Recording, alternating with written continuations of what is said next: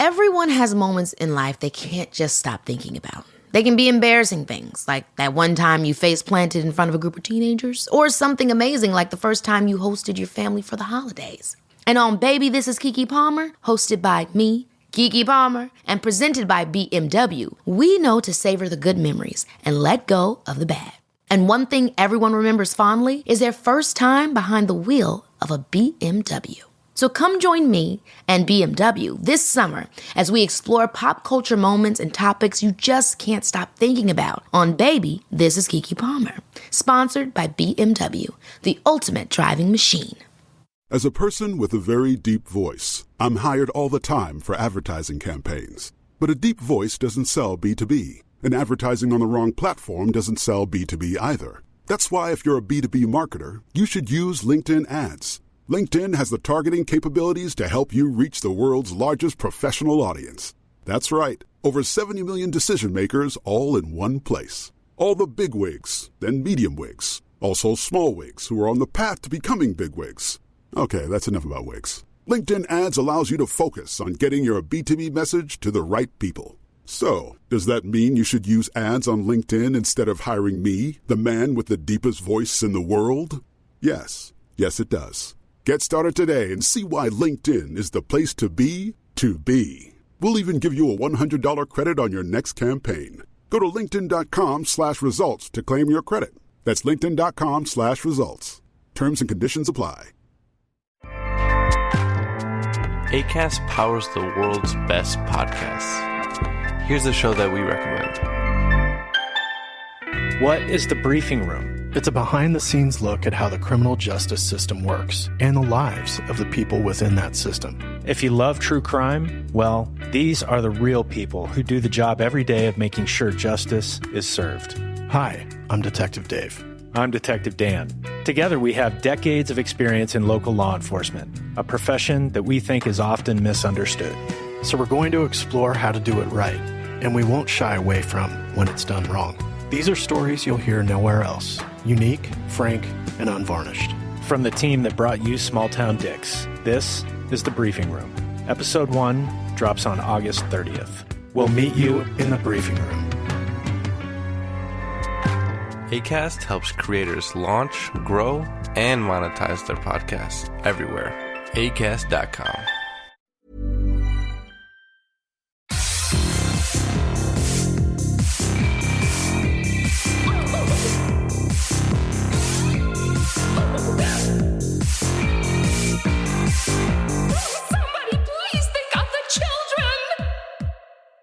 And welcome back to Scarred for Life, the podcast where we open up old wounds by looking back at the films that scared us as kids. I'm Terry. And I'm Mary Beth. And each episode, our special guest brings with them a movie that traumatized them as a child. Fuck.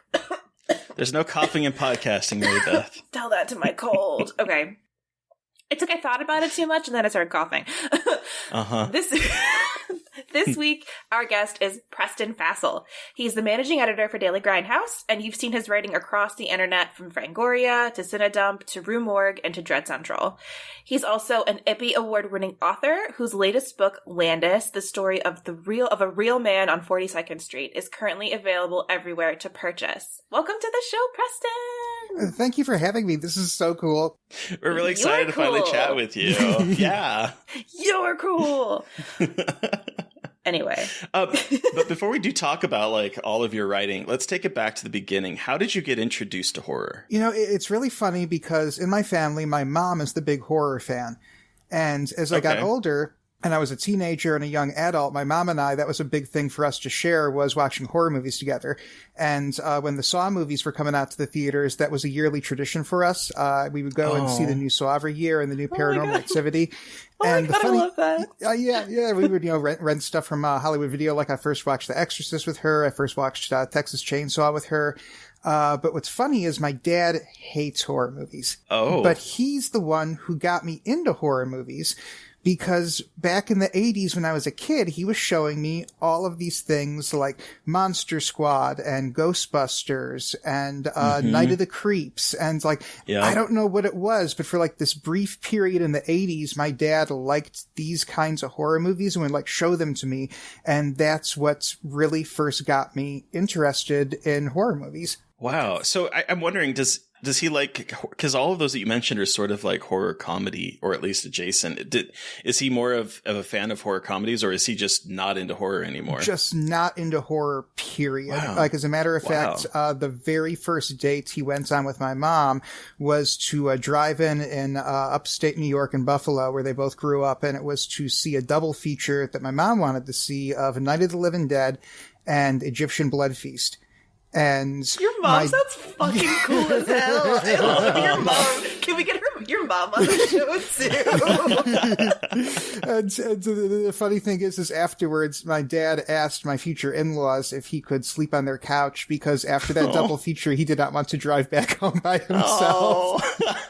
So he is just not a horror person. He's a comedy person, though, and I think that like he found those movies funny enough that the comedy in them overrode the horror elements. And then he was like, "Hey, sport, let's watch these together. They're relatively family friendly." And so that was my gateway drug into horror. And it was like my parents were these separate dealers, and it was like my dad was the weed of horror and got me into it. And then after that, here comes my mom with like the really hard stuff, and it's like, now we're gonna watch The Exorcist. So, okay, you obviously there's two kinds of horror movies that you watched a lot as a kid, but like, what was the first one you remember watching? Actually, the one we're going to be talking about later in this episode. Ooh. That's another one of the reasons that I chose it. Oh, sweet. Okay, cool. Hell yeah. So what were some of your other favorites growing up then, or ones that really scared you as a kid, besides the one we're talking about today? Oh, so the scene at the beginning of Ghostbusters with the library ghost, where she starts out as like the old lady and then transforms into that ghoul and like flies at the camera. I loved Ghostbusters as a kid, and we had it on VHS, and I would always fast forward to past that scene and then start watching the movie, because I just could not deal with the library ghost. There were some scenes in the original Ghostbusters that are actually quite frightening. Like that scene in particular, like, watching it now, I have so wrapped up in nostalgia that it's funny, but like as a kid, it's kind of horrifying. It is. Okay. But I also, when I used to go to the library when I was in grad school, and even the library, because the library at my grad school looked like the library a little bit from Ghostbusters, and I wasn't scared, but I always thought about it. Like, what if she walks out from behind one of the stacks? So, like, it's always, like, in your brain, because I don't know. Mm-hmm. Who the fuck knows? I don't know. Maybe she could be haunting University of Chicago's libraries. I wouldn't be surprised. And, I was thinking about this when you asked me to come on the show. I was thinking, what are the movies that, like, really traumatized me as a kid? And I realized it was more for me horror TV things and then horror stories and books. Okay. Because the movie we're going to talk about later, and I don't know if I should be getting into this now, but as a kid, I had this very weird relationship with horror up until I was probably in my teens. And I would seek out horror-y stuff and traumatize myself. And could not sleep, did not want to see anything else, even vaguely horror-related, for the longest time, and then it would wear off, and it'd be like, okay, now I gotta go back again. And I had this weird, like, kind of dancing around the fire, sort of like teasing my hand over a hot stove relationship with horror, where I would, like, burn myself a little bit and then let it heal and then go back to it. And it really wasn't until I was a teenager that I went like full tilt into horror. But I can remember as a kid, finding the short story books in my classroom's like little library that they had. And it was, I wish I could remember the name of these books. They always had a kid on the cover reading a book, and it was like the cover of the book he was reading was the cover of the book, and there was like some kind of monster behind him. You know what I'm talking about. Yeah, I do know what you're talking about, but I can't remember them. And there was this one story I remember about like this woman who had like a vision of her husband who'd been a pilot in World War II, like just as a head like floating in water, and then like she finds out that he like actually died in the war. And another one, I'm remembering this. Yes, yeah, I've read that story. Yeah. But I don't remember what it was called, but this is like I'm having like flashbacks to childhood. Yeah, and then there was this other one that was supposedly about like the Tower of London, and supposedly like these guards on duty saw the ghost of Anne Boleyn carrying her own head, and I would like read this stuff and then like sit up awake in my bedroom at night until like 2 a.m. with my lights still on, not able to go to sleep. That's amazing. You also mentioned like horror television. What horror shows did you used to watch? So it would be like when these kids shows in the late 80s and early 90s would like incongruously have like a horror-y episode. Like there's this episode of the Beetlejuice cartoon that's like all themed around Edgar Allan Poe stuff. And it was really incongruously morbid. And like some of the stuff in there is like stuff from a like honest to goodness adult Tim Burton movie, or Tiny Toons did this one. And I think that they did an Edgar Allan Poe one too. And it was just, they did. Yeah. And it's just so like, where did this come from? It's almost like a real life lost episode creepypasta.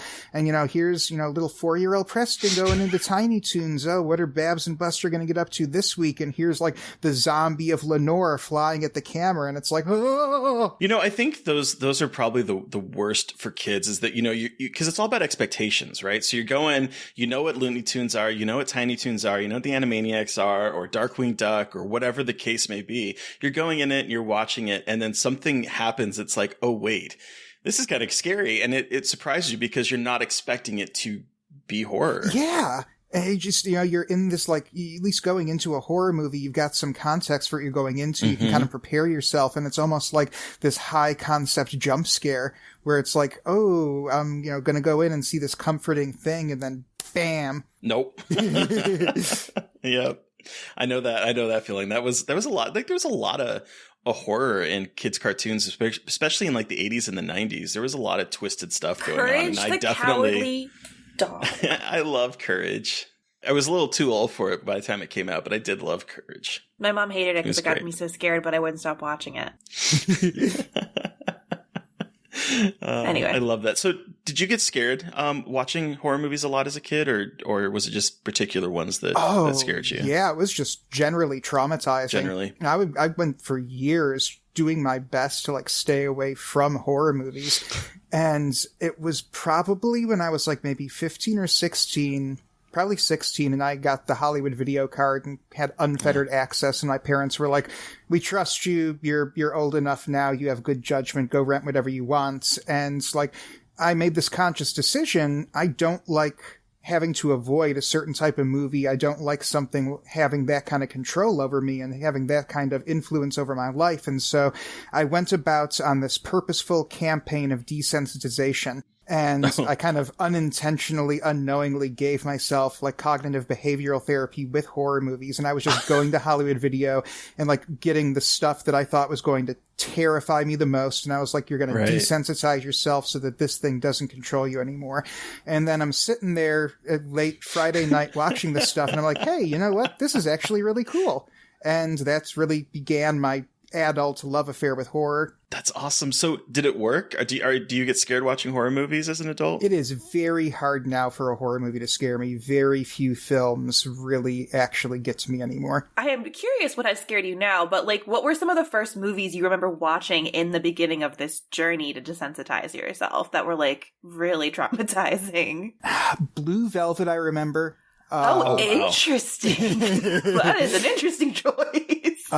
Blue Velvet, Freaks. I remember renting Freaks because I grew up seeing advertisements for it. I used to get this thing called the Johnson Smith catalog, and it was just like all these weird like tchotchkes and things, and it was like kids' magic tricks and like boxing alien puppets, and then also they would have like movies that weren't really readily available, and that's where I first heard about stuff like Blue Velvet. They used to advertise the Elvira movie in there, and then they advertised Freaks in the Johnson Smith catalog as the most horrifying movie of all time, the movie that they don't want you to see.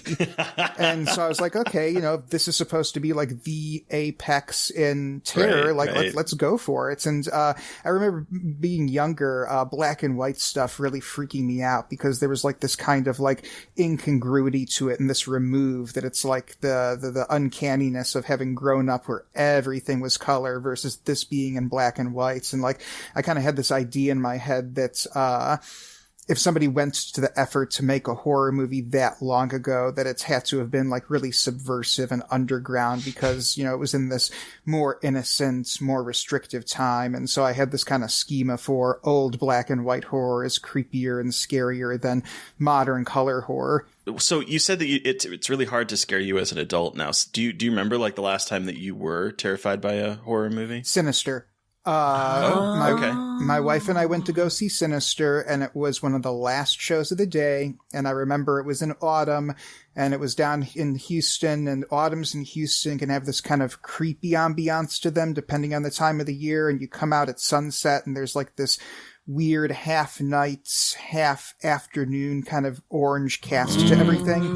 And neither one of us had any idea what the movie was about. Just my wife had seen a preview for it, and she was like, there's a cool looking monster in it and creepy kids. We should go see this thing.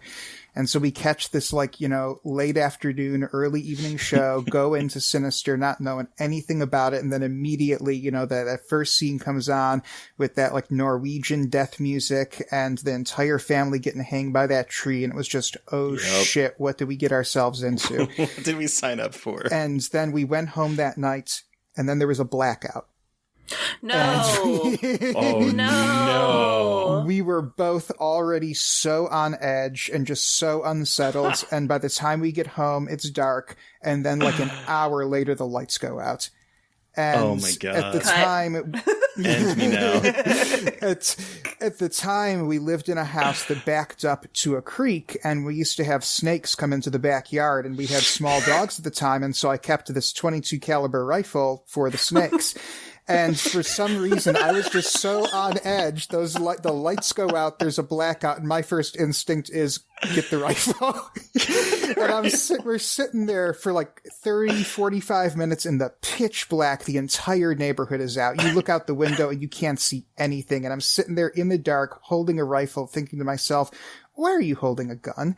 And finally, we were just both so nervous and twitchy and like getting into our own heads and getting into one another's heads that we got in the car and drove to an all-night burger joint and sat there for like the next 2 hours and waited for the notification to come through that the electricity had come back on. That is amazing. Holy shit. Wow. I mean, you know, that movie is very dangerous. Like, it's like the last, like, I've gotten scared from movies after that, but that feels like the last, like, dangerous film that I've seen. Like, you watch it and you're like, I don't know if I should be watching this with the little shot on video and the lawnmower rolling over people's heads. Like, it's just... Exactly. I mean, that's the perfect, gnarly. Yeah, that's the perfect word, dangerous. There is a dangerous feeling to it that's a lot of other movies don't have. And it's difficult to quite put your finger on what it is, but there's like something almost woven into the DNA of that movie that just gets you. Yeah. It kind of reminds me of like back in the 90s where you'd get a tape and there would be no, you know, title on it, but, you know, because it was like recorded off of television or whatever, but you don't know what's on it and you pop it in and it could be something really fucking terrifying. It could be porn. It could be a little bit of both. You don't know what you're going to get. And it's that danger that movie made me feel. And it's like, I think the last time that I've felt that way in a movie theater, let alone on my own. So yes. I can't imagine seeing that movie, going home, and then the power goes out and be like, nope. Tap it out of this. Mm-mm. So I'm curious, Preston, now as an adult, like what continues to draw you to the horror genre? I like that it can be anything. It's the one genre that really has no constraints on it other than fantasy, maybe.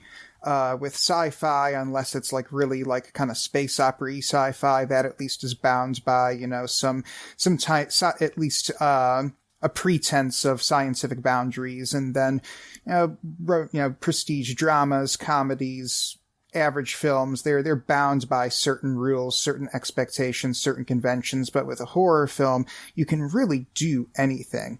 And there's no boundaries on the narrative, the characters, creatures, setting. And I just love that absolute freedom of imagination and narrative. Yeah. It's very elastic, the genre, because you can attach it to all of the things you just said and make a completely different movie. And I love that. Oh, yeah. Okay, so when did you decide that you enjoyed writing, and how did you get into writing both, you know, your fiction, your latest book, your writing about film? How did that all come about? So when I would have been 6 years old, I was in the first grade, and the vice principal of our school was retiring. And they asked all of the first grade students to write a story about why she was retiring. And it was just like this fun little classroom activity project. And at the time, there was this program at the school called the Gold Slip Program. And if you were seen being like a good citizen, like, helping to pick up trash in the classroom or helping one of your classmates with group work or just being a good kid, you would get this little gold slip. It was a little gold slip of paper and it would have your name on it and what you had done to earn it. And you could save them up and then like you could trade them in for like candy or like little tchotchkes or trinkets or stuff. And so the story that I came up with was that the students were being so good that the vice principal couldn't count up all of the gold slips anymore. And also it was bankrupting the school because they were having to buy so many things for the kids. And so she broke into the school one night and vandalized the school and blamed it on all the kids and used that as an excuse to cancel the gold slip program. But then the police caught her on a security camera. And so the reason she was retiring is because she had to go on the run from the law now. Oh my God. And I write this and I turn it in and my teacher reads it and she tells the teacher's aide, watch the classroom, and she leaves. And I'm like, oh no. And then she comes back and she says, Preston, come to the office. And so I go with my first grade teacher to the principal's office and my first grade teacher is there and the principal is there and the vice principal is there. And my first grade teacher says, read this story out loud.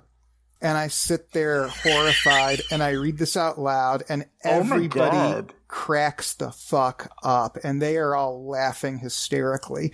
And they thought that that was the best thing ever. And like seeing that my creativity could have that kind of impact on people and that like a story that I could come up with and tell could like make people laugh and like engage them like that. I just knew in that moment, you're going to be a writer. And from then on, anytime they had creative writing classes available, I took it. I took creative writing in middle school and high school. It's actually really cool. My high school creative writing teacher went on to become PC Cast, who is a fantasy horror author now. She writes the House of Night vampire book series. And she was a early writing mentor of mine in high school, and I took creative writing with her. And then in college took creative writing. I remember, going back to my mom being a horror fan and going back to me wanting to desensitize myself. Oh, you know what another one of those early desensitize yourself horror movies was The Shining. Oh. Because I remember the drugstore in Broken Arrow where I grew up had this turnstile right there by the prescription counter, and they always had Stephen King books on it. And I grew up being aware of The Shining, mostly through the Simpsons parody. And then I remember waiting with my mom to pick something up and seeing the book of The Shining and picking it up and starting to read it there. And what really grabbed me was that there was a lot of bad words in it. And I would have been like 13, 14 at this time. Yeah. And I was like, I didn't know books could have swears in them. I thought that, literature was all, this highbrow, like, Mark Twain, Charles Dickens type stuff. I'd read like all of the great illustrated classics in 5th grade. And so that was really my schema for what literature was. And it was like, you can swear and you can have nudity and sex in books. And it was like this revelatory moment for me. And so even though I really wasn't a big horror fan yet at the time, I asked my mom to buy me The Shining and she was like, okay, cool. And that became kind of the... what's the word I'm looking for? It was reading The Shining that like the seeds were first planted for me that I was going to be a horror writer specifically.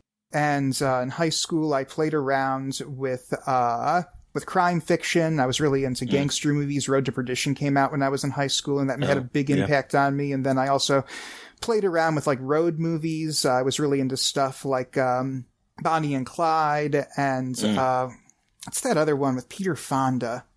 They get killed at the end. The train.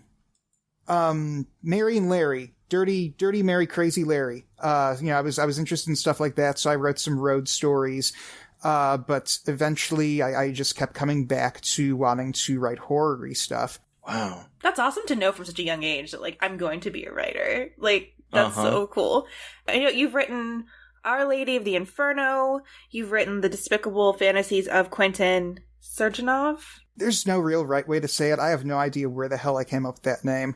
Hell yeah. And I had just been, I came up with it like in a spur of the moment when I was like first creating this character. I think I like misremembered what Smirnoff was. I think I was actually trying to do like some kind of like vodka parody, and like it just like Sergenov just like stuck with me. That's incredible. But you've to fiction, and then now you have Landis, and now it is nonfiction. So what is it like for you to kind of, and you've also written smaller pieces for other horror sites, so what's it kind of like for you to oscillate between the fiction world and the nonfiction world, and kind of what, I guess not which one do you like better, but like which one calls to you more often? Fiction definitely calls to me more. And like I've got like 4 different stories bouncing around in my head right now that are all fighting for supremacy in terms of what's going to be the next one that I'm going to write.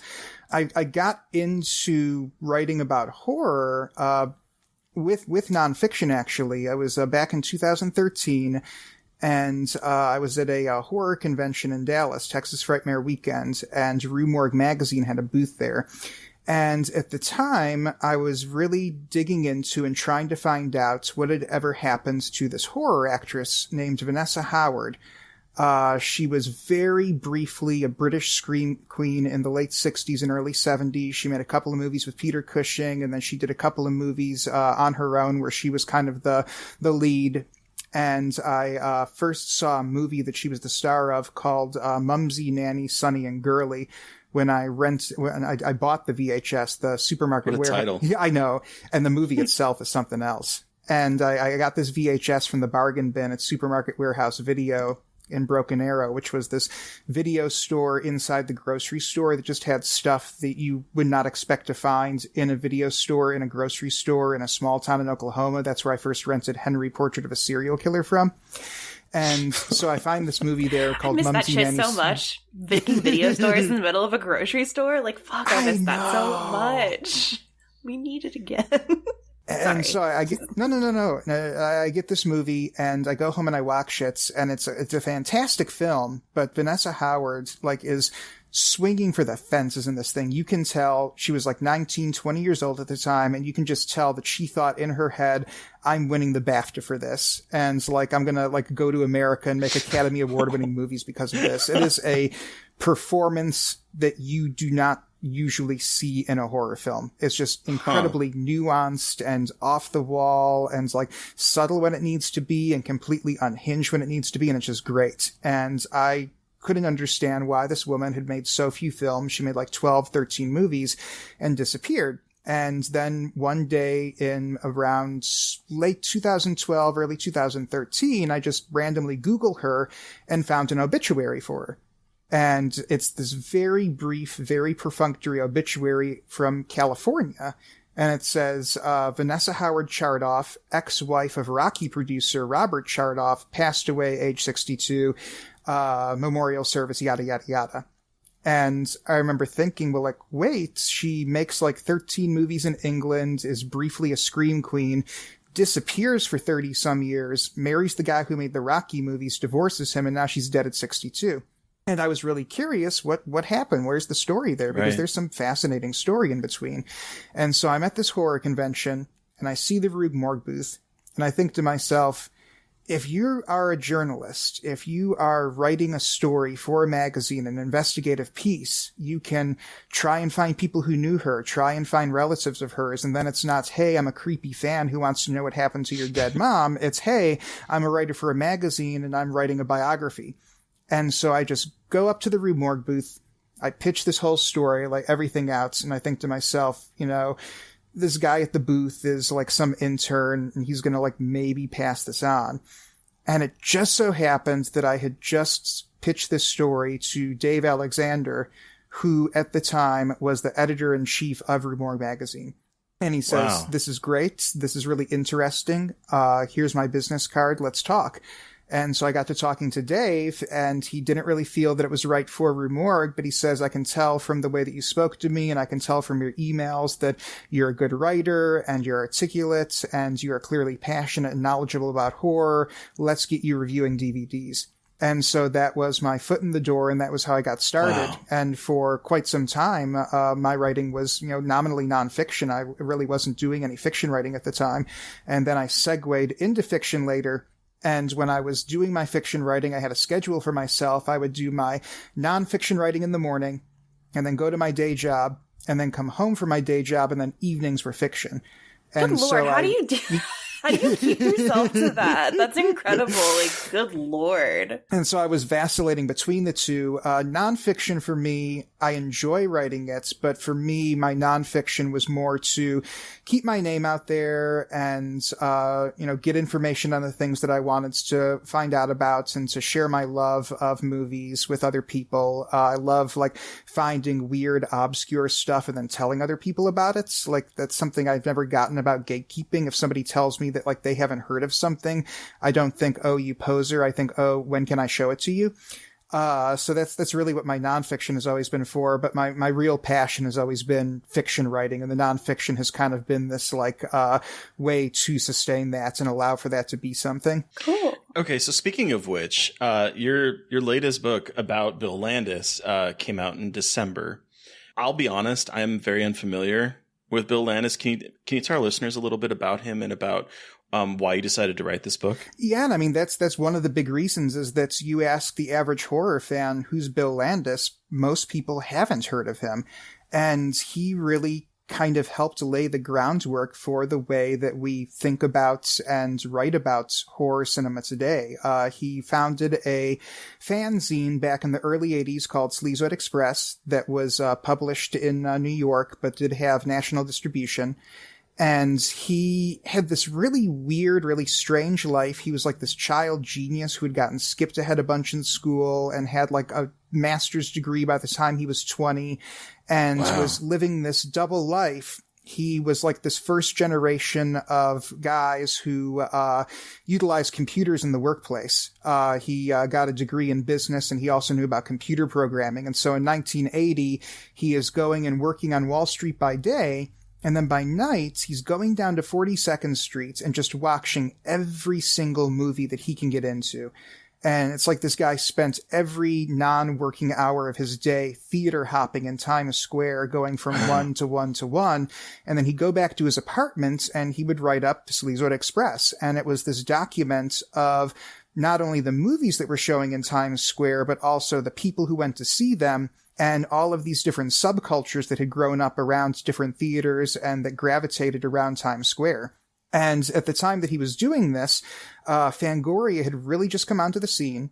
They'd only published 7 issues when the first issue of Sleazoid Express came out. And the 7th issue of Fangoria is the first one that really focused exclusively on horror. The first 6 issues of Fangoria had more of this kind of catch-all genre blend to them. It was really originally meant to be like this analog to Starlog, where Starlog would be specifically sci-fi, and then Fangoria would be fantasy, horror, sword and sandal stuff, yada, yada, yada. And then issue 7 comes around, and this is where they realize, hey, if we make this an exclusively horror magazine, that can be our thing. Really, you had Fangoria at the time that was really still figuring itself out and was nominally focused on behind-the-scenes information and special effects tutorials, and it was kind of this precursor to the internet. And then Famous Monsters of Filmland was around, but Famous Monsters was really this kind of nostalgia thing. It was like, kind of this remember when retro horror sort of thing. And Sleazoid Express started to develop into this critical journal. Bill did actual critical reviews and looked at deeper themes in movies and looked at it from this very kind of academic perspective owing to his background. And nobody was really doing that at the time. And he was really kind of 30 years ahead of what horror criticism has evolved into today. Wow. A lot of the book is not only telling his story, but kind of explaining why his name isn't as well known and why his legacy has kind of faded into the background. Sleazoid Express influenced a generation who influenced another generation who influenced the people who are really writing about horror now. And because it's so far removed and because Bill slipped into the shadows, so many people don't realize that indirectly and even directly without their knowing it, he kind of laid the groundwork for the way things are right now. Wow. And I didn't know who he was until you were talking about him. And I read your stuff at Daily Grindhouse when it first came out, Preston. It's incredible. This is why writing is so fucking cool, because you can bring these kinds of people back into the spotlight that they deserve. Because I know he kind of faded away and he died a pretty tragic death, didn't he? Yeah, Bill was actually a childhood sexual abuse survivor and ended up developing a drug problem in adulthood that kind of plagued him for the rest of his life, and went through periods of sobriety and finally had one very big last relapse that resulted in a heart attack when he was 49 in 2008. Jeez. Yeah. 2008. Wow. Jeez, that wasn't that long ago. I mean, really not that long ago. And he was so young. Oh, what if he was... We won't talk about it. I know that's never productive. Like, what if he was still around? But that's just so sad. I know, yeah. And I mean, he should be. And I mean, if he were still around, he would be like the great grandfather of like Grindhouse and exploitation criticism right now. And I mean, he was around for so much. Like, you know, you see Pose on FX, and like Bill was hanging around stuff like that back in the 80s and writing about it. Wow, really? He worked this. Speaking of double lives, he got to the point where he had more of a quadruple life. He was working on Wall Street. He was writing this magazine. He was working as a male sex worker for a while. And then eventually he became a porn star and was using his porn star money to help finance Sleazoid and his drug habits. And I mean, he was right. Yeah.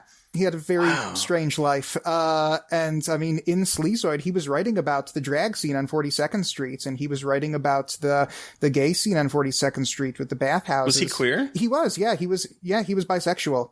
It seems to literally be a word that was not in his vocabulary. He used the phrase, a period in my life where I was feeling more homosexually inclined. Okay. He came from a very conservative family background. Yeah. His father was a his mother was a first-generation Greek-American. His father was a World War II veteran.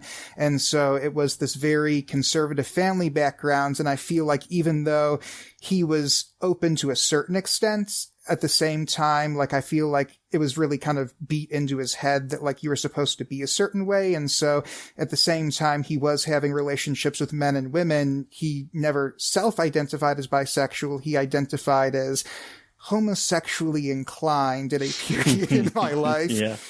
Yeah. Well, and I mean, I'm guessing, was this probably like in the 80s when that was happening? Yeah. And, and it's the 80s. Yeah. Like, that's one of the more powerful pieces of writing he did was a article for the Village Voice called Using and Losing on Times Square. And it's this really fantastic but really sad kind of anthropological documentation of all of his friends who were queer and sex workers and involved in drugs, and just really telling the stories of their lives. And as he said later on, all the people from that article died shortly after the article was written. And he was this kind of last man standing, which is a really sad reason. Another sad reason that he's not around is because, you know, he was this walking repository of all these stories. Wow. Is this writing available online anywhere? Do you know? Using and Losing is available. And then a couple of other pieces of his are floating around out there. Because of his final years, you know, he got really bad back into drugs. He burned a lot of bridges during his last years on Earth. And one of the big obstacles for me in writing the book was finding people who were even willing to talk about him and talk about their time with him. And I feel like because of those last bad years, there's not been as much of an effort to preserve his work. And really something I hope to accomplish in publishing the book was maybe causing a little bit of a renaissance in his writing where it could come back out. People would rediscover this stuff. Out there available online right now? No. I can get you some links after the broadcast. Well, everybody, please read, and we'll put plugs, and we'll have everything in the notes, but read Preston's book, Landis, A Real Man of 42nd Street, because I didn't even realize he was a porn star and that he was queer. So an incredible person, an incredible piece of horror history that we are so glad that you have preserved and like are bringing back into people's like knowledge and just like everyone's sphere again. Yeah, I'm really hopeful that this is gonna like get people interested in and talking about him again. And, you know, to tell his story that he would call himself Mr. Sleazoid in his writing, and he like kind of had this performative persona of Mr. Sleazoid when he would like speak at events, and sadly, he kind of became the persona of Mr. Sleazoid, and so I'm really hopeful that this will bring Bill Landis back into the world and get people interested in Bill Landis again and not the cartoon character that he kind of got remembered as. Yeah. Wow. Well, Preston, we've chatted about your incredible work and your horror history, but what film did you bring with you today to discuss with us? I brought Beetlejuice. Oh, Beetlejuice! Terry, say it. What? Say Beetlejuice. Beetlejuice? Yeah, sometimes we each said it one time, so we said it 3 times. That's my bit for the day. It's like, what? Say it. Just say it. Say it. Yeah, you have to guess. Anyway. It's like, Deo? So, in Beetlejuice, the spirits of a deceased couple are harassed by an unbearable family that has moved into their home, and they hire a malicious spirit to drive them out. An incredible way of summarizing Beetlejuice. But Preston, to get us started, tell us why this is your Scarred for Life movie. Tell us everything about why you picked this film. This is the very first horror film that I can ever remember seeing. And this was another one of those movies my dad showed to me. He loved he loves Michael Keaton. My dad is still with us. He still loves Michael Keaton. And this was, it's really weirdly at the time kind of being marketed as a family movie. Yes, it was. They had the toys, and then they had the TV series later. And so my dad, figures, okay, I like Michael Keaton, and this is a family movie, so we're going to watch Beetlejuice. And so he shows it to me, and it terrified the absolute ever-living shit out of me. What was that? It came out in 89, I think? Yeah, and I believe, 88, actually. Yeah, so I mean, I would have been like 3 when I saw this, because I saw it, like my dad got it on VHS as soon as it came out on VHS. And so I'm like 3 years old watching this, and I am absolutely fucking traumatized. Everything's fine for me. I'm okay with everything in the beginning of the movie. Okay, this couple are ghosts. Geena Davis is a cute lady. I've got this little boy crush on her. Beetlejuice is a cool thing. And then that scene where the banister turns into a snake. Oh, that scene just turned my blood to ice. And I remember starting to shake and starting to just lock up and just absolutely freaking the fuck out and pulling the covers over my head and being like, I cannot see this. And to this day, I don't know why. I can't remember what was going through my head at the time, because I loved snakes as a little kid. But for some reason, that scene was just like a full-on, full-blown panic attack. And I just had to have my parents stop the movie and fast forward past that scene for the snake to be gone. And okay, we'll pick up after that. But I could not sit through that scene. And that was the earliest experience I had with just being absolutely incomprehensibly terrified by something that I saw in a movie. And so wait, you were how old? You were 3? I would have been like 3, yeah. Wow. I can't imagine seeing this movie when you're 3. Yeah. I just can't. I saw it pretty young, but I definitely was not 3. I was not 3 years old. So, after you watched it, did it stick with you? Did it have, lasting effects on you after it was over? So this is the beginning of that thing I was talking about before, because all I could think after seeing that were 2 things. I never want to see anything like that again, and I want to watch the movie again. Made my parents tape it off TV, and I had a copy of Beetlejuice, and I would fast forward past that snake scene, but damn if I didn't watch that movie until the tape was warped at the beginning. That's amazing. Such a good movie. That's amazing. I love Beetlejuice. I do too. Okay. I don't know when I saw this movie. I would have been 7 when it came out, but I don't think I saw it right away. I believe I might have seen the cartoon first. And let me tell you, watching the cartoon and then watching this movie are 2 completely different experiences. Have you seen the cartoon, either of you? Oh, yeah. I loved it. I was on Saturday mornings in St. Louis. Clips, but I haven't seen it I've never really watched it before. I remember Burger King had this tie-in where they were supposedly handing out Beetlejuice toys with the kids' meals at Burger King, and I was so excited because I had all of the Beetlejuice action figures, and this was going to pad out my collection, and it was the chinchiest thing. They were these little vinyl statues. They weren't even the Lion King toys that they did later. They were just these little 3-inch tall vinyl statues, and I remember being so disappointed that no, you don't get Beetlejuice toys. You get these little rubber statue-y things. So, Mary Beth, what is so wild to me is that they took the character of Beetlejuice, which we'll get into in a minute, and de-adultified him so that he and Lydia are best friends. He calls her Babes. She calls him BJ. They're just best friends that go on adventures together. for the most part, and he loves puns. Like every single episode is just pun-tacular, just all the puns you could. In fact, there is a 30-minute, and I watched some of it, a 30-minute super clip on YouTube of all the puns, of just him just punning the entire time. And it's always like, there's one point, the one I remember is there was a scarecrow where he was going to be a scarecrow for a beetle farm because he loves to eat beetles, obviously. So he goes there and there's birds and he's like, I could shoo them away, and he turns into a shoe. Like that's the kind of punny behavior that this show was full of. But to go from seeing that to seeing his character in the movie is quite a change. I mean, I would just love to have been in the executive meeting where they came up with this. I mean, it's like basically saying, hey, let's make a children's cartoon out of Silence of the Lambs, and Hannibal Lecter will be Clarice's helper, and he'll like help her to catch the bad guys, and they'll like run around and have like international adventures together. Yes. And I was watching some clips of the I kind of would too. But I was watching some clips of the animated series on YouTube today at lunch. I was like, oh, I got to pull this up because I haven't seen them in forever. I'm fairly convinced because that started in 1989 is when that show started. So like a year after the movie came out, a year-ish. And not like 2 years later, Ren and Stimpy comes out, and you can sort of see like a direct correlation in the terms of like the sort of, he's a gross character. He's sort of like adult-ish humor, but like kid-friendly. Like you can kind of, I think, see that trajectory of that kind of character and that kind of comedy style started in some ways, I think, with that show, because there's some kind of gnarly stuff going on in that show for a kids thing that was played on Saturday mornings.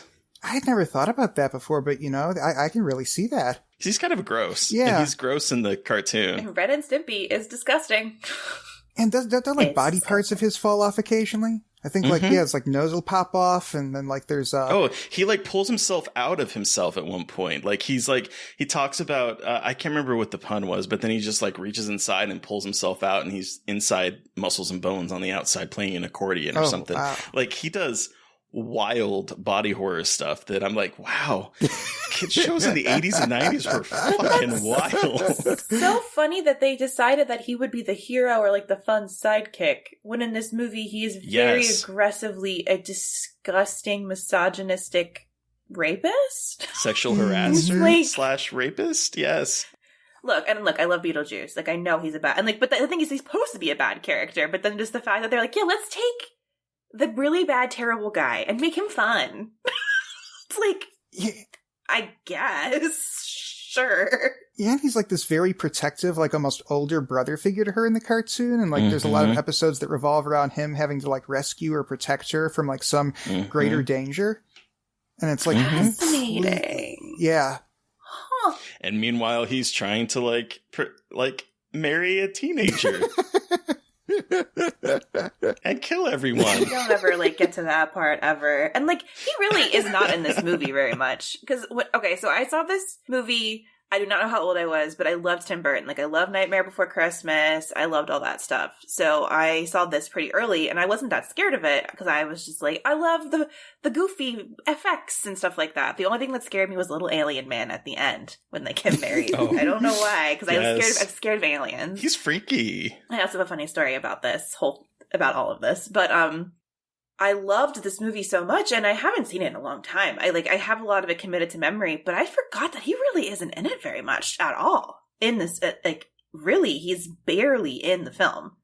But goddamn, if Michael Keaton is not incredible as this nasty, moldy, I can just, like, whenever he kisses someone on the mouth, I'm like, what does that smell like? Like, what does that smell like? Like, what is the smell and the texture of that? Because it's gotta be nightmarish. Just, ugh. But he's so disgusting. And the makeup effects are really good. And I was watching like a 4K, the 4K restoration or whatever they did with it when they released Beetlejuice it. In 4K. And I'm like, oh, he is so gross looking. Like even more so when it's in pristine, resolution and not on some grainy VHS tape. Mold on his face or whatever is happening, like all over himself, where he's just kind of green. His performance though, Nicolas Cage meets Jim Carrey, is what it comes across as for me. Like the love child of the two of them. Yes. Yes. I love Michael Keaton, though. I feel like he isn't given as much love. I mean, he's not. I know he's not underrated by any means, but like, I just feel like his Gonzo performances are incredible. Like in this. Also, have you guys seen White Noise? His terrible ghost movie. I've seen it. The trailer for that. I loved that movie because he was in it, because he was Beetlejuice to me. And so I was just like, and then I saw it and I was like, oh, this is terrible. But I watched it a couple times because it was I had like a Michael Keaton crush because of Beetlejuice. But anyway.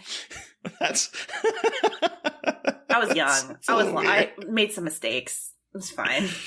Were you going to talk about the trailer for White Noise? Yes, because I can't remember what movie I saw that before, but speaking of stuff that like actually still scares me as an older person, the trailer for that, Terry, did you know what I'm talking about? Oh, I do know what you're talking about, where they're playing like the EVP type noises on the trailer. Yes, that was like that got me to see the movie. Exactly. And I'm like, that is a bait and switch right there if I've ever seen it. I expected another dangerous movie out of that, and go in and got, well, we all know what we got.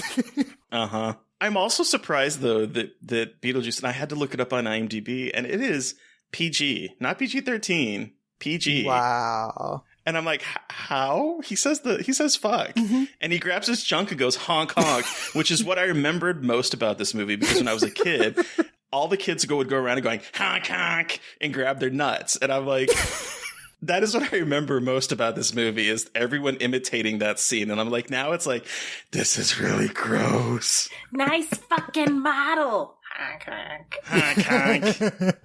Or when he turns around from them and he makes a jerking off motion. Okay, I did not. So again, watching this now as an adult versus when I watched it younger, I caught so much of that shit that I did not catch, because I always remember he did this, and I was like, "What does that mean?" And he was jerking off because can you be scary?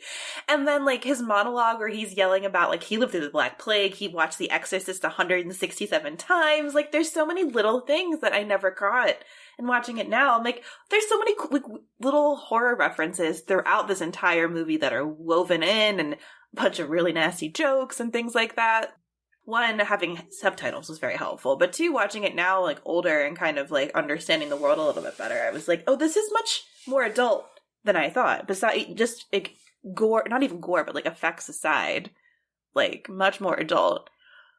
But also what got me this time was the existential dread of dying got to me a lot this time watching it, because like I didn't really think about Barb and Adam. I didn't think a lot about Barb and Adam. I was like, oh, like just like people. I didn't think of them as ghosts as much because they didn't look like ghosts. But watching it this time, I was like, this is fucking tragic. Like this is so upsetting to see these two people find out they're dead and then just watch their house get completely torn out from under them, and they can't do anything about it. And they're talking about how they have like cabin fever and they don't know what to do. They can't get the vacuum out of the garage or out of the shed, and they're just like moping. And like you always think of ghosts as so scary, but these are mopey, depressed ghosts. And that makes like death seem so much more boring. And then, you know, you go to the waiting room in the other world and it's much more colorful and crazy, but death is in a waiting room. If you commit suicide, you are a civil servant. This movie has a lot of weird relationships with suicide. I will say that. Like, there's a lot of really weird things in this movie, but it just got to me how depressing this movie really kind of is, and how like Beetlejuice himself is trapped and needs to like woo them so he can no longer be like trapped doing nothing and being stuck and doing nothing. Just a lot of like really made me think about nature of death and ghosts, and just it's much more morose, I think, than a kid would maybe perhaps see it for. Yeah, I didn't realize at the time this was my introduction to existentialism, and like I didn't 100% get it at the time, but like on this like intuitive level, like something stuck with me, because I can remember thinking as a kid, like being worried about what I was wearing, because like I was afraid like, oh, if you die, this is like what you're going to be wearing for all eternity. And like, I'll still catch myself thinking that sometimes to this day. It just like got deep in there on like this like gut level where, you know, you get these beliefs as a younger person that you just can't shake even as you become a more rational adult. And I'll still occasionally just find myself having these thoughts like, you know, oh, make sure that you have something nice on, because if you get killed in a car crash, you're going to be walking around in that bloody outfit forever.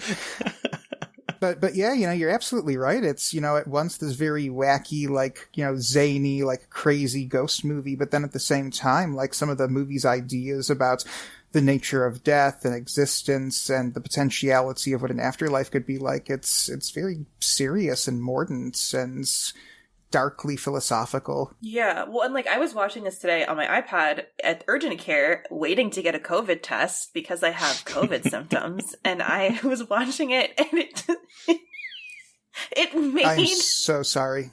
It made the waiting room scene so much more fucked up and kind of darkly funny as I'm sitting there in the waiting room, just like, incredible. I didn't even think about that. Like how the waiting room is like purgatory and you're just sitting there just like, cool, great. Waiting for that number, 9 million to be called. I am negative, everybody, by the way. I just feel like shit.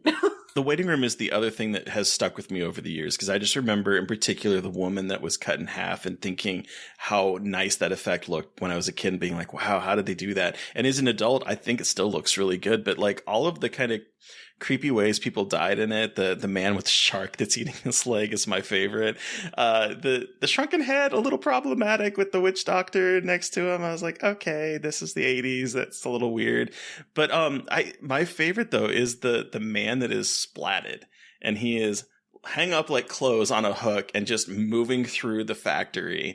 And then there's another guy that's hanged and he's like just hanging there, swooping back and forth as he's moving along the conveyor belt. Like, this is fucking dark for a kid's movie, but I never really realized it as a kid. Well, and she holds up her arms. Like, if I had known then what I know now, I wouldn't have had my little accident. And when I was a kid, I was like, what does that even mean?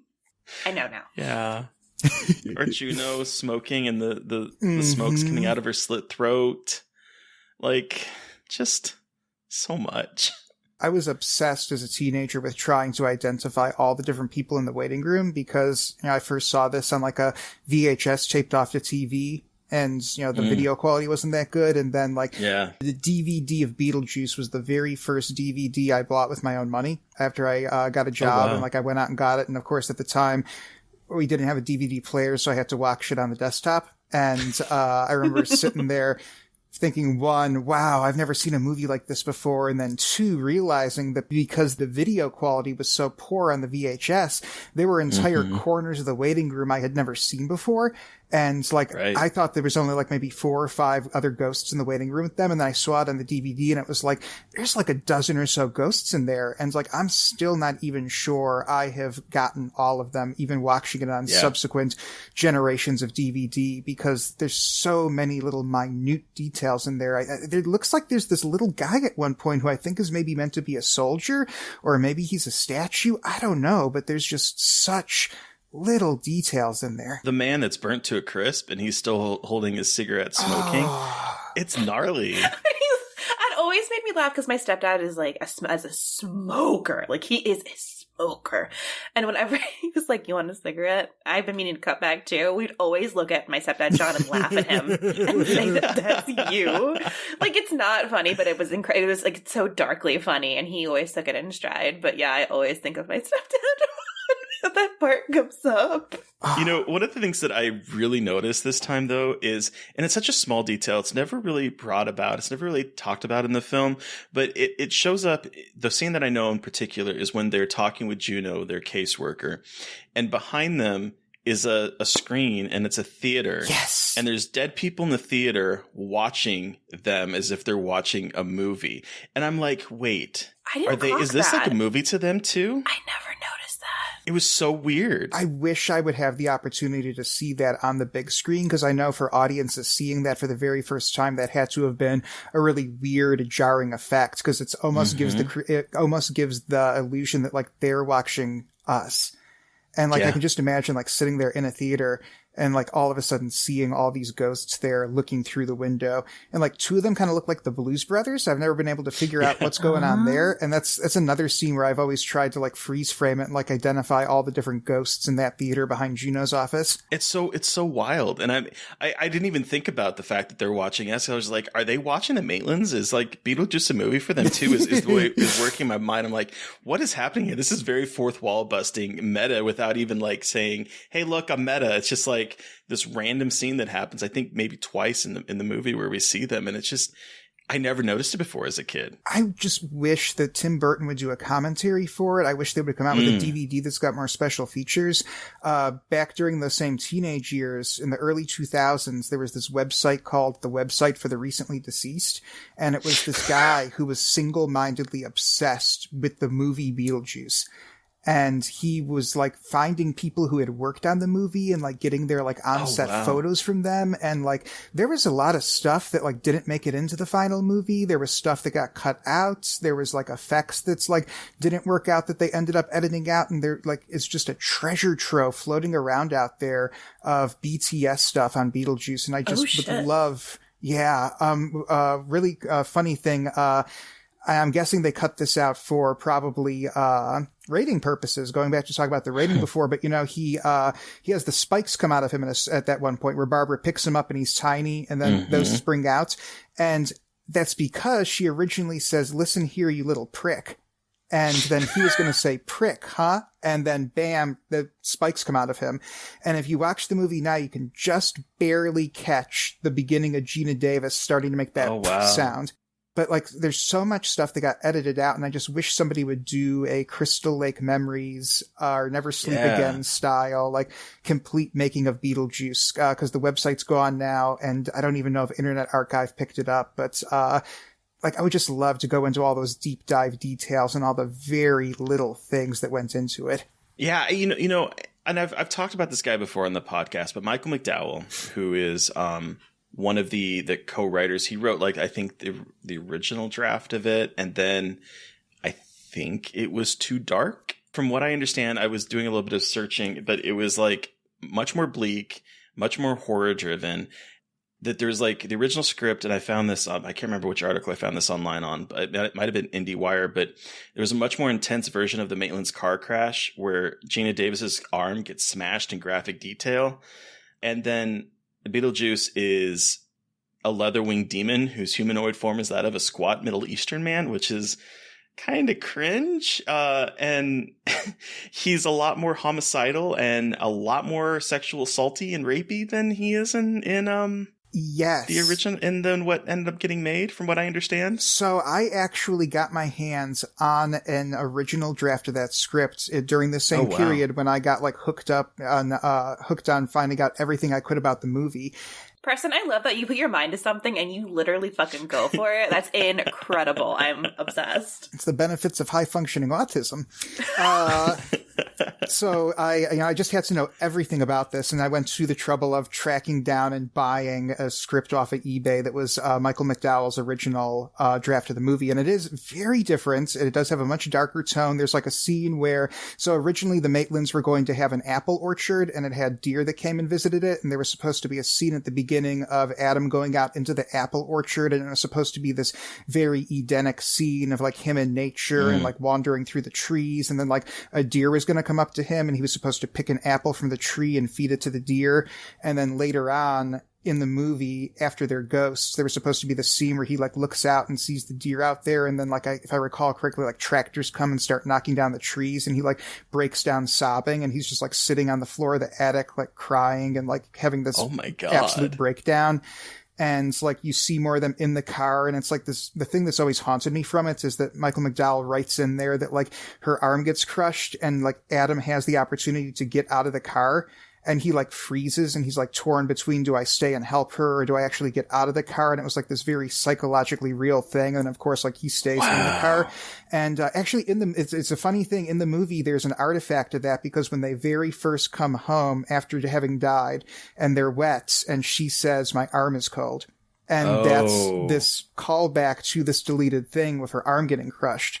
And in Michael McDowell's original draft, it was a little bit more conventional. They were supposed to meet this like angelic figure called, if I recall correctly, Swallowtail or Sparrowtail. And they go into the model, and there's like an angel statue there. And then Beetlejuice has like tied him up to the back of the statue. And like Beetlejuice takes his place and says, well, like, I'm going to help you. And at a certain point, Sammy Davis Jr. was actually the like ideal choice for Beetlejuice, and that's where this I did see that too. That's where this idea of like this like Middle Eastern guy comes from, because they wanted Sammy Davis Jr. to be doing like this like weird vague accent. Like Michael McDowell describes it as having like this patois that could be like any language at once. So it's supposed to be like this like implaceable thing. And it was going to be this like weird convention. The Dietz family originally had another kid, and it was Lydia, who was like this edgy goth girl, and then like this cute little girl named, I think, like Cindy. And like Cindy was the one who was going to be able to see the Maitlands, and it was going to be this like little bit more conventional, like cute little girl befriends the ghost story. And Beetlejuice was going to appear to each member of the Dietz family in different guises that were like tailored to like their particular personality traits. Like he was going to appear to Lydia as like this goth rocker. And then I can't remember, maybe an art dealer for the mom. I can't remember. And like he was going to like worm his way into each of their lives in these friendly guises and then like slowly take their lives apart. And like you say, the character was originally a lot more rapey. Like there was actually going to be like an attempted full-on sexual assault scene of Lydia where he was going to like throw her down on a bed and like tear open his shirt, and like he was going to have like this gnarly like Cronenberg-y chest thing going on and like try to attack her, and then like he was going to like transform into this little squirrel monster to attack the little girl. And then finally, and like Otho was originally a much more positive character, and like he does have like some legitimate seance skills, and like he was going to like help the Dietzes and the Maitlands to fight Beetlejuice, and like in the climactic seance sequence, that's where we get to see Beetlejuice's true form, and he like turns into like this kind of like Tim Curry and Legendy, like leathery brown wings, like serpent-tailed demon creature that they fight. But it was really different in a lot of the execution, and I don't think quite as whimsical or as wacky as Tim Burton wanted. Would not say that's wacky. Well, you know, I was thinking about this because, like, I know I've mentioned this, listeners, on the podcast before, because we talked to Andrew Lassane about episode 83 about Tales from the Dark Side, the movie, and Michael McDowell wrote one of the sequences in that, and at that time I did some digging on him, and you know he was a queer author, screenwriter. He died from AIDS in 1999, but he co-wrote queer detective novels in the 80s under a combined pseudonym, Nathan Aldine, and speaking of someone who had like a curious life, this man that wrote this and also wrote one of the original screenplays for the adaptation of Nightmare Before Christmas. Really? Yeah, he wrote the adaptation of that, and then again, like in this one, I don't think it met the tone that Tim Burton wanted, and so I can't remember if he hired someone else to rewrite it or what happened there, but yeah, he was the original adaptation screenwriter of Nightmare Before Christmas, and also wrote Thinner. I would love to read that. I would love to see what he did with Nightmare Before Christmas. Yeah, he seems to have a very kind of darker outlook than like takes that sort of whimsical aspect from Tim Burton and throws it to the curb and just goes like the more macabre aspect. Santa gets thrown into a blender. I would watch it. Actually, yeah, the waiting room scene is completely Tim Burton's. That was not in the Michael McDowell version at all. And like the idea of the afterlife as a bureaucracy, that's completely original to Tim Burton's version of the script. In the Michael McDowell version, anytime they try to get out of the house, they just encounter some different type of limbo.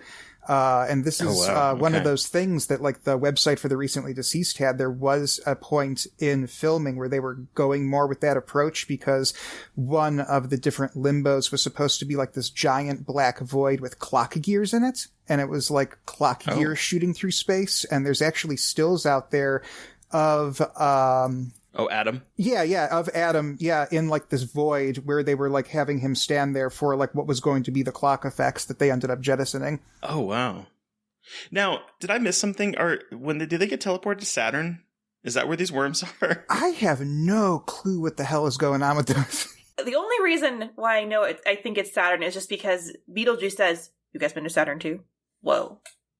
Sandworms, right? Am I right? But there's no explanation as to why they go there, what the sandworm... Maybe it's in the manual and they just didn't read it, like whatever. But there is not one thing about what the fuck they too. are, and I love them so much. I love these stupid fucking sandworms. Well, I was kind of, it reminded me watching this time of Dune, right? And so I was kind of wondering if it was sort of like, because it's on, if they do go to Saturn, if it's sort of like this desert planet Dune aspect to it. Because watching it as an adult, there's a lot of horror references in this. I actually had to pause and rewind the moment when they're trying to scare the Dietzes, and Barbara is holding the knife in Adam's head. Her mouth, her smile looks almost exactly like Felissa Rose's from Sleepaway Camp. Like she's doing that kind of like smile face that I'm pretty sure, I had to rewind it. I was like, I'm pretty sure they're referencing Sleepaway Camp, and they reference the fly with the fly, and it goes, "Help me!"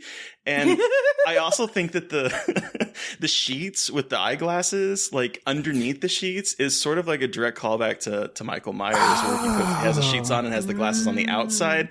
Like, there's all these little moments that I'm like, I'm wondering that they could be. They're not, except for the fly help me part, but like they seem like they could be referencing horror movies, but not necessarily drawing attention to it, if that makes sense. I had never picked up. Now I got to go back and watch it.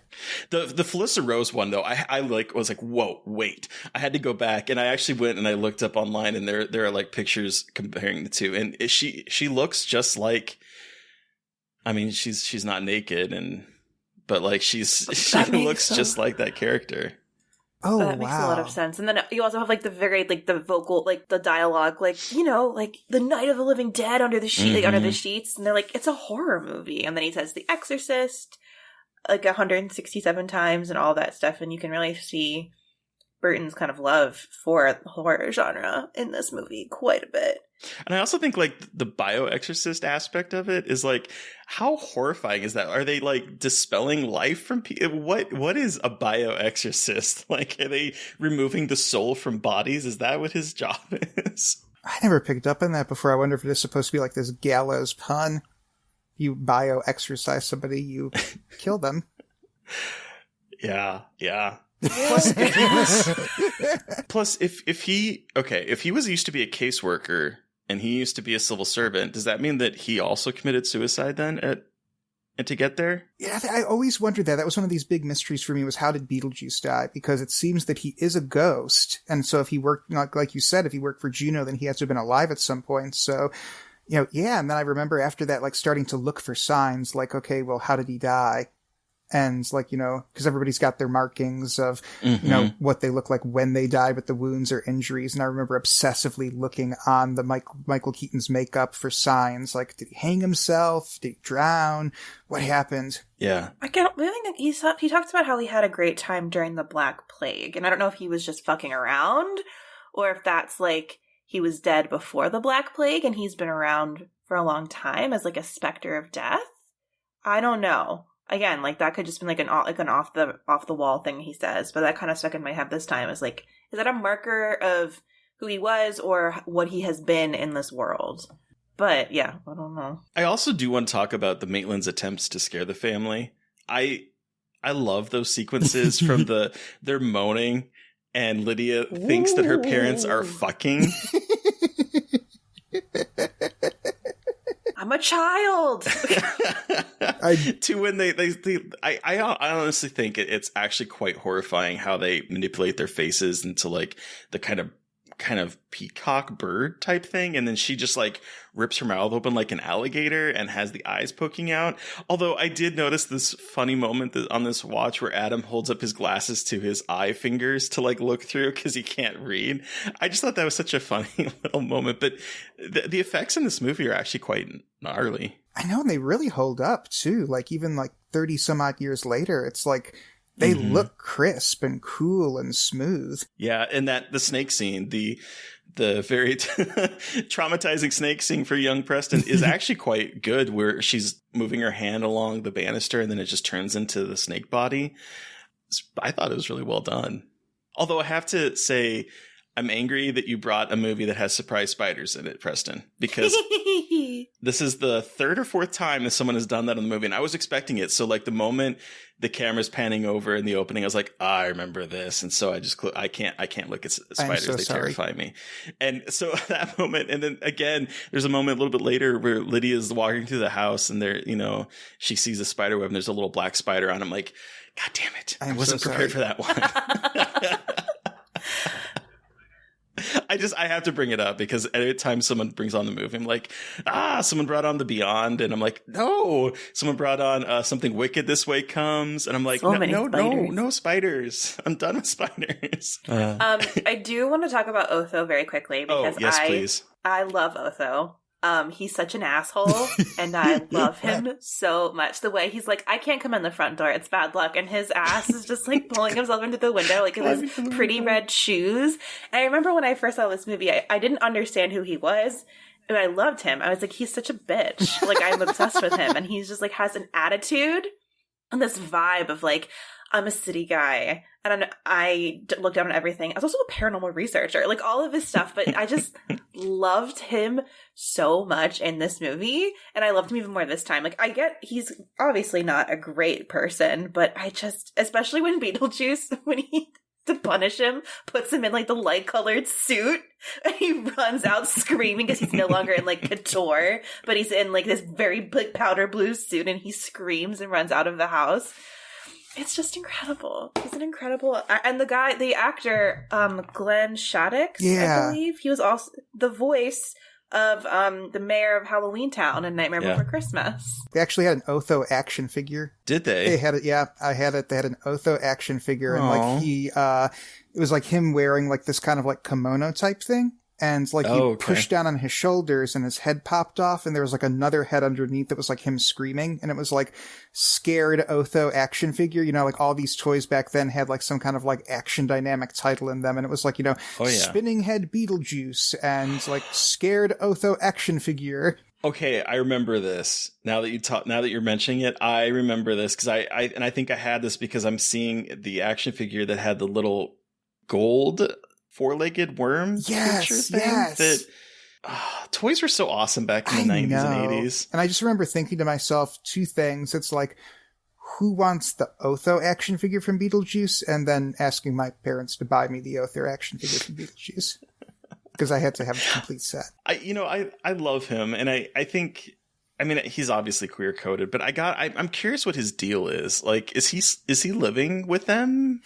I think maybe. I think that he's like got this like sweet deal going for himself where he's just like completely convinced Mrs. Dietz that like he is going to like set her life right. And he's like going along for this really cool ride. And like he's there as her like live-in life coach. Cause I think there's like a scene where it's like really early in the morning and he's like kind of shuffling around in a bathrobe and like goes outside. And it's like, I think he is just straight up living with them. It's the day after the shrimp hand scene. The best cinematic scene of any film of all time. Like he was, he comes out in this like his kimono onto their new back porch, and how they just made that beautiful house into something very weird. But for some reason, I thought they painted the house black. So I'm glad they didn't. I just imagined in my head that they painted the house black. I don't know why I remembered it that way. But I love the way he just kind of like walks around the house like it's his house. And the dad, all he wants to do is relax. Like this guy, I have a screenshot of he's like been here for 10 minutes. Relaxed already, and he's like rocking back and forth like aggressively, like trying so hard to achieve relaxation. And his wife, the incredible Catherine O'Hara, is like, I will fucking die if I do not remodel this house.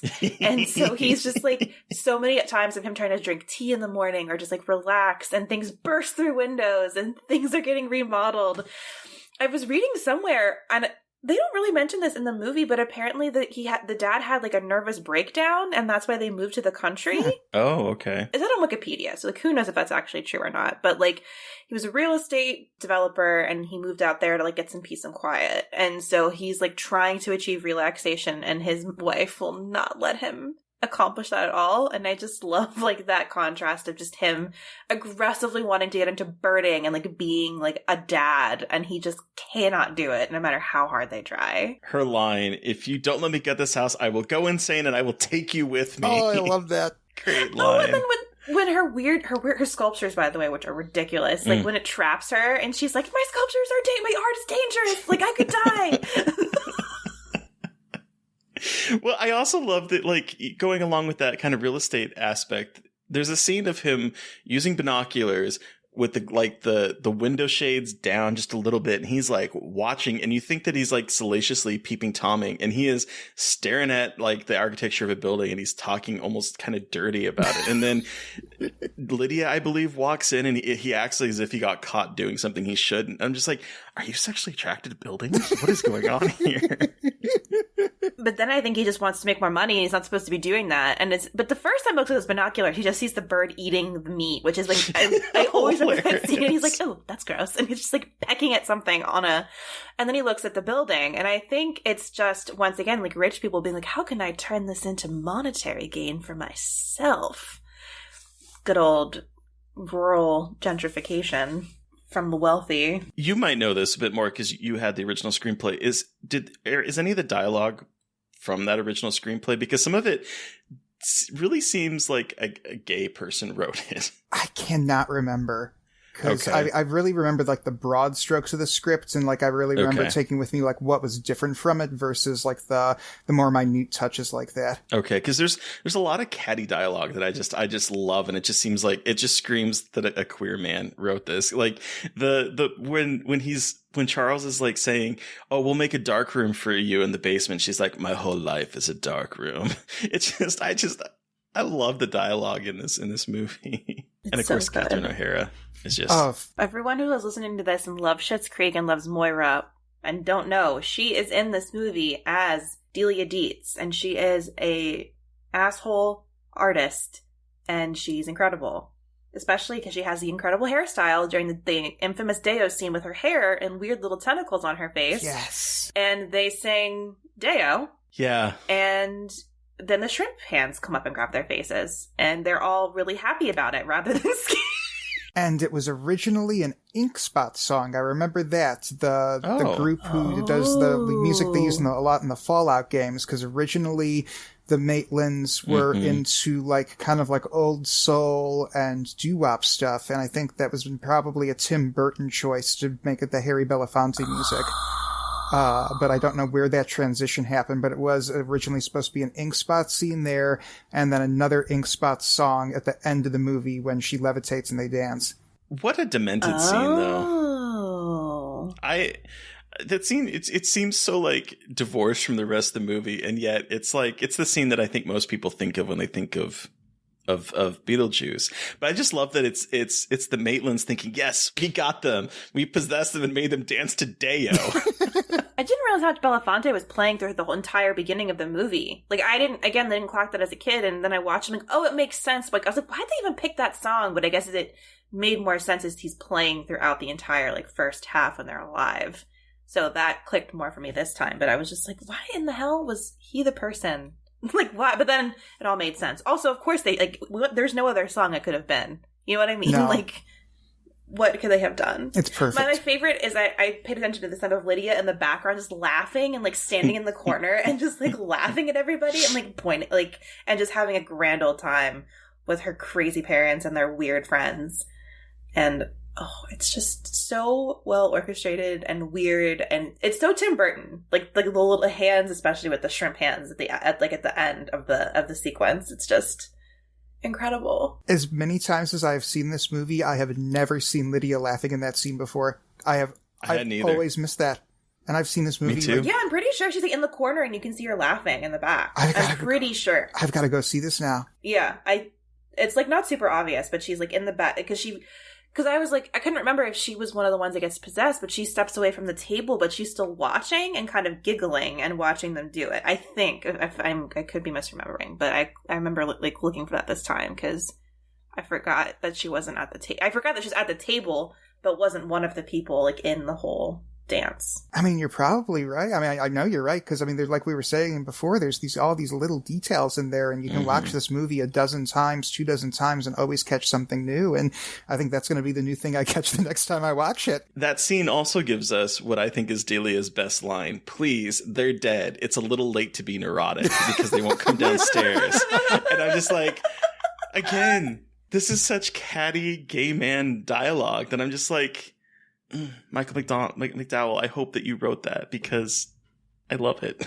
And then I do just want to say that my wedding is going to be partially inspired by the Beetlejuice wedding scene at the end. So I'm getting married in October, and we have been joking that my officiant, who's one of our best friends, is going to dress up like the little man and come out from behind. Are you going to have the dress? And like wear like a striped suit. I don't actually know if it's going to totally happen, but I kind of hope it does. But I am going to hopefully get shoes commissioned from Andrew Lassane. Andrew, if you're listening to this, I need to DM you. With Lydia and Beetlejuice on like a pair of Vans and have like those for like the reception. So I'll have like custom Beetlejuice shoes. Awesome. That's amazing. Yes. I'm also wearing my Beetlejuice socks right now. Oh, so cool. My brother got them for me for Christmas. So I'm very Beetlejuiced today. That's amazing. And my wife told me when she saw that as a little girl, she thought to herself, that's the wedding dress I want when I get married. And it's a gorgeous wedding dress. It's incredible. And did she wear that to your wedding? No, not for the wedding, but we did go as Beetlejuice and Lydia for Halloween a couple of years ago. There is a company out there that manufactures a replica of the red wedding dress from the end of the movie. And so I got the striped suits and my wife got the red dress, and she still has it and will use that now as just her standby. If she needs some kind of Halloween costume, she'll just whip out the red dress. Hell yeah. I just got my engagement photos done and I had a red lacy dress that was, it was Crimson Peak / Lydia Dietz inspired purchase for the engagement photos. So I was channeling Lydia Dietz there too. So Beetlejuice. But I watched it. I'm like, maybe I shouldn't be channeling Lydia Dietz because it's like really fucked up. I'm like, maybe it's not as funny and cute as I think it is. So I don't know. We'll have to see what I end up deciding. I mean, that's the thing about watching a movie that I hadn't seen this movie since I was a kid. I was really excited to revisit it because of that. But watching it as an adult is like all these things that I thought were really cute and funny, like him, smooching on everybody and like trying to sneak peeks and all that stuff. As a kid, I was like, it's funny. He's being slapstick. And as an adult, I'm like, oh my God, this is horrible. This guy is a terrible person. But I didn't think about that as a kid. Yeah, you don't realize that he's an undead, dirty old man. Yeah. Could that be a band title? It's like Undead Dirty Old Man. Band name. Is there anything we want to hit on before we wrap up? Oh, there was one note though that I think you put in here, Mary Beth. There's a musical. Is there a musical of this? Oh fuck! I totally forgot. Yes, there is a Beetlejuice musical, and I'm very mad about it. So I looked it up, and I got really mad, and I kept looking at it because I wanted to get even angrier, apparently. And the reason I found out about it is because there was a TikTok sound for a while that was from the musical, and I was like, "Oh, wait, what?" And it was not my favorite. And then I looked it up, and I was just watching the trailer, and it's just not. It just looks so cheesy, and like I get it's theater. I'm not a big Broadway person, so like this could just be me. But it's like they took Beetlejuice. It's already silly and made it even sillier by making it a full on musical and having like Beetlejuice and Lydia like singing and dancing together a lot. Oh. I think they also try to redo the Deo scene, but it's not Catherine O'Hara, so I feel like it's hard to do that. And I just don't understand why you would want to make Beetlejuice a musical. But apparently it's won awards and like is doing well, but I am not a fan of the concept of it. It's funny that doing a search for it and an article comes up. Can TikTok save the Beetlejuice Broadway musical? That's where we're at right now with art. I just don't. Can TikTok save it? I don't understand why it needed to be a musical. I mean, there's a lot of things where I'm like, why does this need to be a musical? Well, I think it's the problem with iconic performances. And I don't think you can get more iconic than the actors that are in that movie. And so everything's just going to feel like, cheap after that. Because, I mean, come on. You have Alec Baldwin, who, this year, not a great year for him. But you have Gina Davis. You have Catherine O'Hara, you have Michael Keaton. Winona Ryder. Just iconic. Yeah. And I mean, like, I don't know. I just think it's already so over the top enough. Like, there's nothing that can be done to, like, make it a good musical. And maybe it's good and I'm just being a shit, but the song clip I heard on TikTok was not very good. That's all I'll say. If it was, like, kind of like a funny experimental, like, version of a musical, maybe. But I don't think this is that. I think it's like a traditional. And like in the end of a trailer, it has the girl playing Lydia go, I myself am strange and unusual. And I'm like, oh God. It's like, they're obviously like preying on nostalgia, but I was just like, oh no. Oh no. No, no, no. Just want everyone to know about that. There's a Beetlejuice musical out there on Broadway that people are paying a lot of money to go see, apparently. Or some people. Maybe not, if TikTok has to save it. On that horrific note, Terry, how many shrimp hands out of 5 do you give Beetlejuice? This is a 4.5 for me. Honestly, I love this movie. It has aged incredibly well in terms of the effects. I think that it has very, like we said, iconic performances. It's weird watching it as an adult, where especially as a kid, being like, oh my God, Beetlejuice is so funny. And now watching him being, oh my God, he is disgusting. He is a perv. And so that it was a weird dichotomy watching it. Then also, like you said, Mary Beth, realizing that how very little he's in. And I'm actually kind of glad we never did get a sequel, because I'm afraid that it would have been like the Beetlejuice show. And I think he is the least interesting part of the movie that is titled after his name. But I think this movie it's classic Tim Burton. I think it's Tim Burton doing things before he like really became Tim Burton in terms of like his style. And I think he became sort of a slave to that style in a way. And I think that in this is like a good mix of being that sort of whimsical, dark humor that I love in his stuff. So this is a 4.5 for me. What about you, Mary Beth? It's a 5. It's a full 5 shrimpy hands. Yeah. I know, like rewatching it, I see the problems with it. Like like you've said, Terry, but I think it's just like the way that this movie the place this movie has in my heart as just like a very formative film for me and my little weirdo-ness as a kid. Like, I was so glad to be affirmed by that. And like Beetlejuice, and like what is good to me in my head is like Beetlejuice is a bad guy. They don't try to, like, they make him funny, but they don't necessarily try to like forgive the behavior. So when I'm watching, I'm like, ew, he's gross. I'm like, well, at least they're not trying to be like, hey, look though, he makes you laugh, so he's a good guy, right? Which I feel like a lot of wait till the cartoon. Well, yes. I'm not counting the cartoon on that one. That's weird. That's just fucking bizarre to me, but whatever. I just think this movie has shaped me so much as a horror fan. I think it is so clever. I think it's so funny. I think it's so weird. And it just holds up even after all these years watching it now. And it still made me laugh and made me go, ugh, at a couple points. So it's a 5 for me. Preston, you have the final word. So many shrimpy hands. Full 5 shrimp hands. I loved this movie as a kid, even if that snake scared the shit out of me. I loved it as a teenager. It's, it brought me so much in terms of, opening up my imagination to, what a movie could be and what a story could be, and like introduce me to so many different things. And then like trying to figure out more about Beetlejuice as a teenager was really kind of one of my first forays into like research and kind of like low key investigative journalism. It's a gift that just keeps on giving. I can't be the one that's not giving it a 5. It's a 5 for me too. Then. Bullying works. No, I'm just kidding. No, I completely agree. This movie is great. Absolutely. But thank you so much, Preston, for joining us to talk about Beetlejuice. Where can our listeners find you, and what do you have that you'd like to talk about? You can find me on Twitter. It's my first and last name all together, at PrestonFassel. And you can find my books on Amazon, but especially you can find Landis, The Story of a Real Man on 42nd Street. If you're a horror writer or a horror reader or a horror movie fan or an exploitation fan, a Grindhouse fan, there is some interest in this for you, and Bill Landis is a name you should know. And one of the reasons I wrote the book is that I read the book that he wrote. Going back to something you said earlier, he and his wife did write one book called Sleazoid Express. It's still in print through Simon & Schuster, and it's a fantastic book about exploitation cinema that came out in the early 2000s, and reading that at like 17 years old was a incredibly formative experience for me. I knew what a horror movie was, but I didn't really know what an exploitation movie was. I didn't know about underground cinema. I didn't know about kind of outsider cinema. And that book just opened my eyes to so many new directors and so many new subgenres of film, and really set me on the course in my professional life. And I wanted to write this book to kind of repay that psychic debt for what Bill and Michelle gave to me. And so check out Landis, check out Bill's book.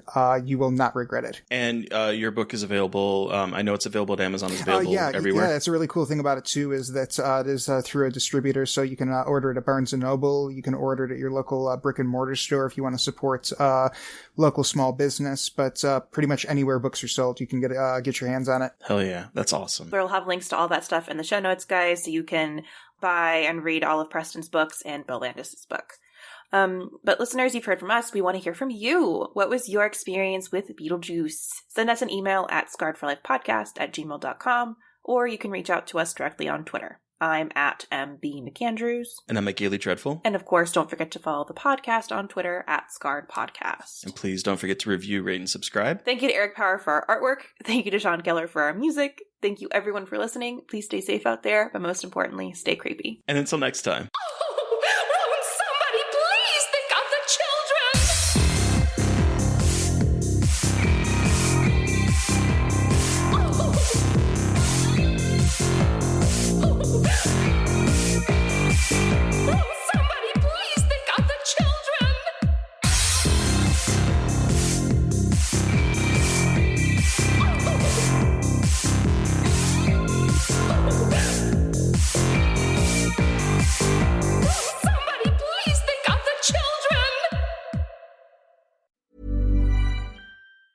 As a person with a very deep voice, I'm hired all the time for advertising campaigns. But a deep voice doesn't sell B2B, and advertising on the wrong platform doesn't sell B2B either. That's why if you're a B2B marketer, you should use LinkedIn ads. LinkedIn has the targeting capabilities to help you reach the world's largest professional audience. That's right, over 70 million decision makers all in one place. All the big wigs and medium wigs, also small wigs who are on the path to becoming big wigs. Okay, that's enough about wigs. LinkedIn ads allows you to focus on getting your B2B message to the right people. So, does that mean you should use ads on LinkedIn instead of hiring me, the man with the deepest voice in the world? Yes. Yes, it does. Get started today and see why LinkedIn is the place to be to be. We'll even give you a $100 credit on your next campaign. Go to linkedin.com/results to claim your credit. That's linkedin.com/results. Terms and conditions apply. Acast powers the world's best podcasts. Here's a show that we recommend. What is The Briefing Room? It's a behind-the-scenes look at how the criminal justice system works and the lives of the people within that system. If you love true crime, well, these are the real people who do the job every day of making sure justice is served. Hi, I'm Detective Dave. I'm Detective Dan. Together, we have decades of experience in local law enforcement, a profession that we think is often misunderstood. So we're going to explore how to do it right, and we won't shy away from when it's done wrong. These are stories you'll hear nowhere else. Unique, frank, and unvarnished. From the team that brought you Small Town Dicks, this is The Briefing Room. Episode 1 drops on August 30th. We'll meet you in the briefing room.